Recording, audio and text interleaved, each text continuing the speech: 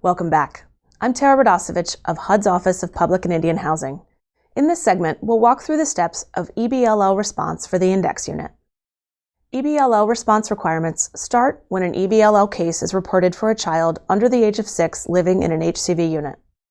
The first step upon receiving a report of an EBLL in an HCV unit is for the PHA to immediately verify the EBLL. A report from a healthcare provider or health department is already verified.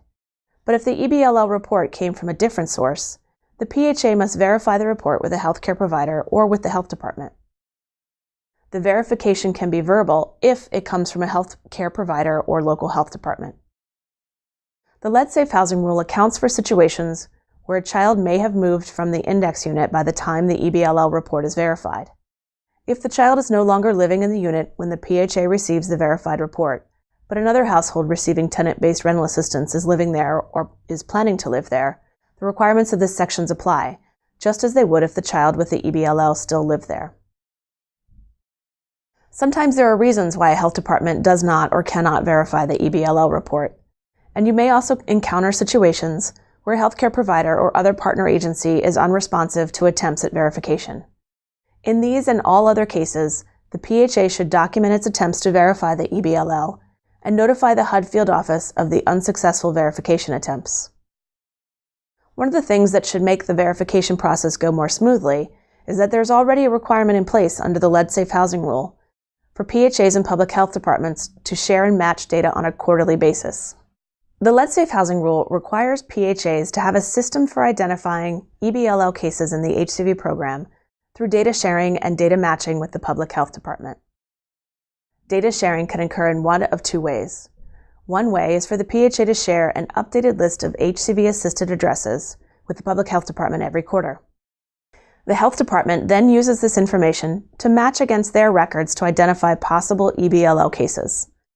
The second way is for the health department to share with the PHA the addresses of children they have identified with an EBLL. The PHA then matches this information against the names and addresses of families receiving HCV assistance. If a match occurs, the PHA begins EBLL response steps.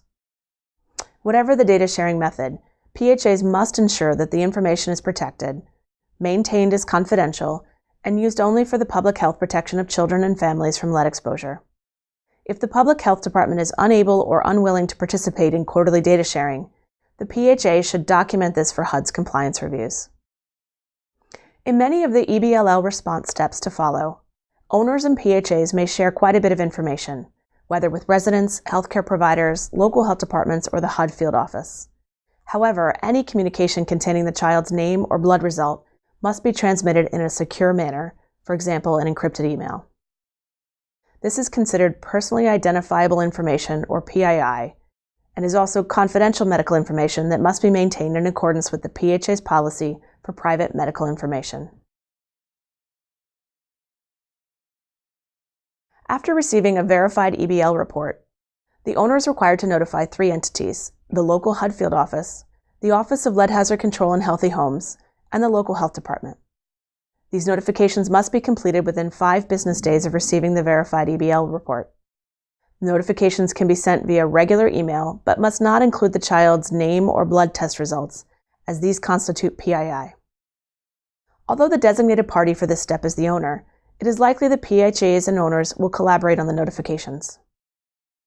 The notification emails to the HUD Field Office and to the HUD Office of Lead Hazard Control in Healthy Homes must include the following information: the owner's name and address, if the owner is doing the notifying, or the PHA's code and name if the PHA is doing the notifying, the date of the EBLL test result, the housing program, in this case HCV, the address of the EBLL unit, and whether the PHA or owner has notified the local health department of the EBLL or been notified by the local health department, and the date of the notification. At the same time as notifying HUD and the health department, the PHA must arrange for a certified lead-based paint risk assessor to perform an environmental investigation, or EI, in the EBLL unit and any common area servicing that unit. An EI is a risk assessment with additional questions and testing for other potential sources of lead exposure. The environmental investigation is explained in Chapter 16 of HUD's Guidelines for the Evaluation and Control of Lead-Based Paint Hazards in Housing, available on HUD's website. The EI must take place within 15 calendar days of the verified EBLL report.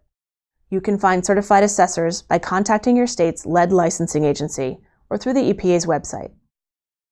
Under the Lead Safe Housing Rule, different levels of certification are required for different types of lead-based paint evaluations. Lead-based paint risk assessors are certified professionals who can identify lead-based paint hazards and provide recommendations to owners on acceptable options for controlling them. Risk assessors may perform environmental investigations, inspections, post-abatement clearance, lead hazard screens, and risk assessments. In contrast, lead-based paint inspectors have a more basic training that allows them to identify lead-based paint on a surface-by-surface basis.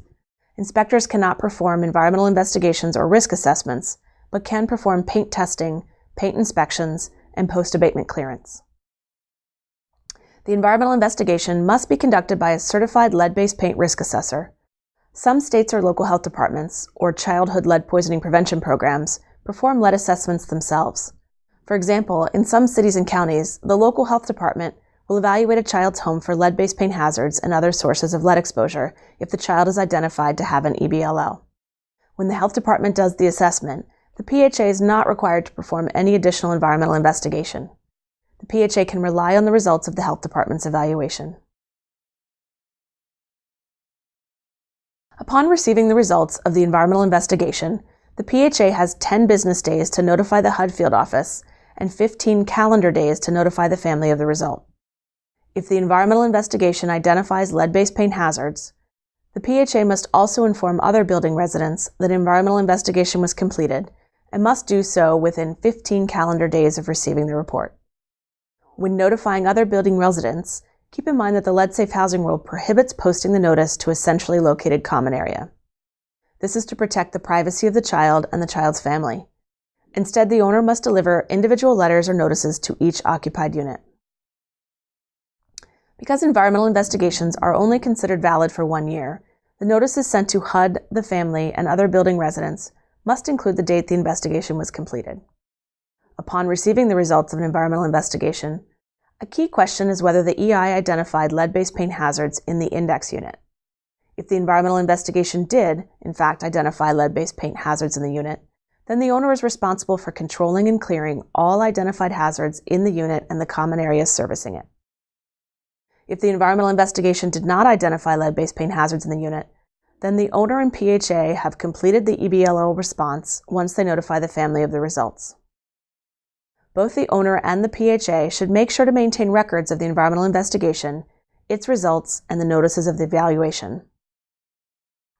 One important point about the environmental investigation is that the report will not just identify hazards from lead-based paint, but will also identify other household sources of lead discovered as part of the investigation.